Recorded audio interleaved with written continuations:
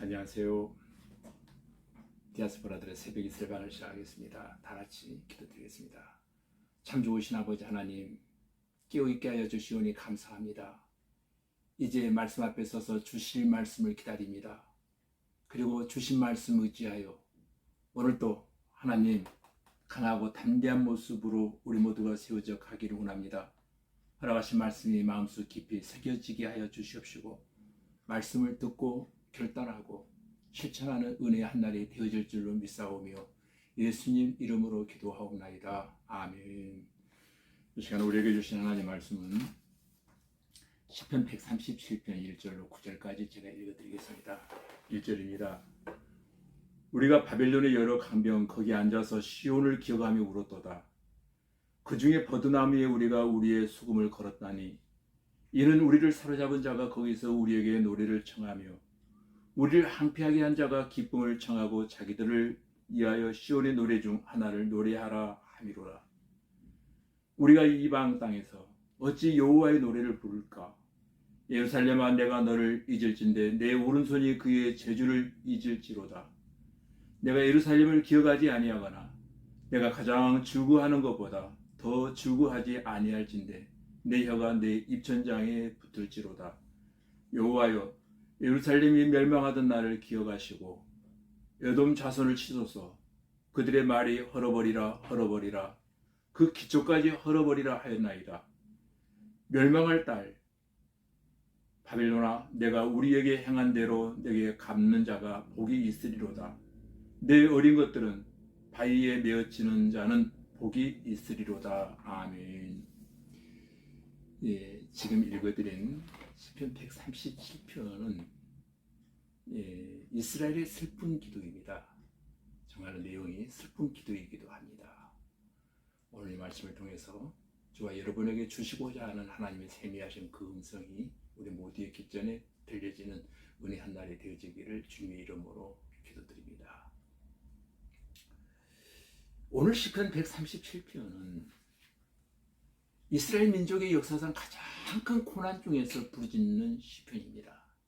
그런데 바벨론 포로기에는 그들에게 엄청난 고난의 시간이었지만 이스라엘 민족이 성숙하게 되어지는 기간이기도 했습니다.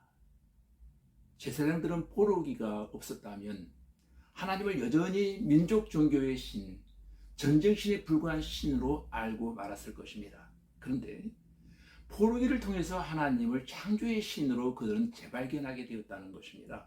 주전 587년 예루살렘이 파괴된 다음 이스라엘 사람들은 다윗 왕조가 사라져버리는 아픔을 겪게 되고 가나안 땅으로부터 쫓겨나게 되어집니다. 그리고 이스라엘 백성들은 바벨론의 포로로 잡혀가서 70년간 바벨론에서 포로 생활을 해야만 했습니다. 그들은 포로 생활을 하면서 바벨론 강가에 나와서 패망한 조국 이스라엘 시온을 그리워하며 슬픈 노래를 불러야만 했습니다. 하나님은 출애굽 때 광야에서 불기둥과 구름기둥으로 인도하시고 바위에서도 물을 내어주시고 만나와 메추라기로 백성들을 먹이시곤 하셨습니다. 이와 같이 전에는 하나님이 계시다고 믿을 수 있는 수많은 증거들이 있었지만 이제는 모두 다 사라져버리고 도무지 하나님의 모습이 보이지 아니하고 하나님의 능력도 체험할 수 없는 현실을 이스라엘 백성들은 강가에서 탄식합니다.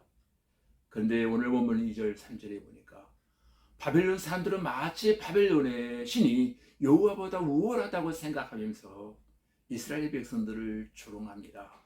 조롱하면서 기쁨의 노래를 불러달라고 요청을 하고 있는데 이스라엘 백성들은 눈물이 앞을 가리우고 눈물 젖은 빵을 먹으면서 기쁨의 노래를 부를 수가 전혀 없었습니다.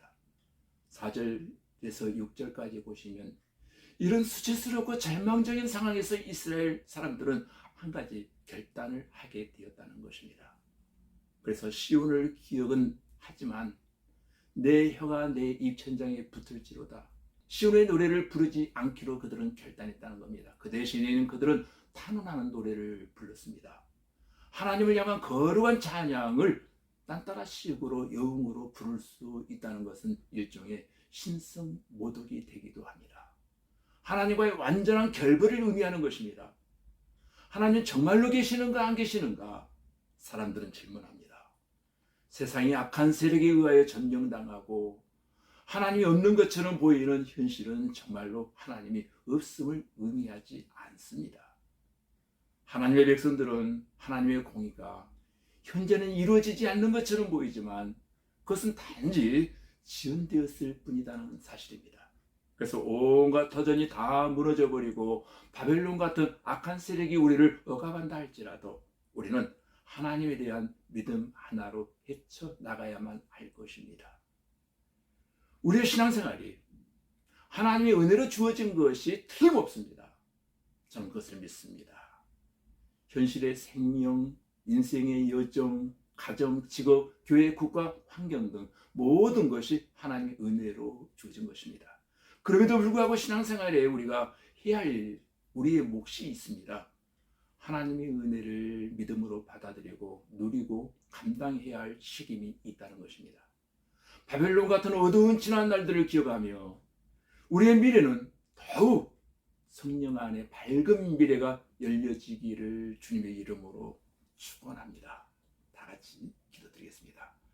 전능하신 아버지 하나님, 이스라엘 백성들이 바벨론 강가에 앉아 시온을 생각하며 울었던 것처럼 바벨론 포로기 같은 암울하고 힘들었던 고난의 터널을 지나온 성도들에게 그 고난의 눈물을 통해서 창조주 하나님을 재발견함으로 이제는 슬픔의 노래 대신에 기쁨의 노래를 부르는 성도들이 되게 하여 주시옵소서.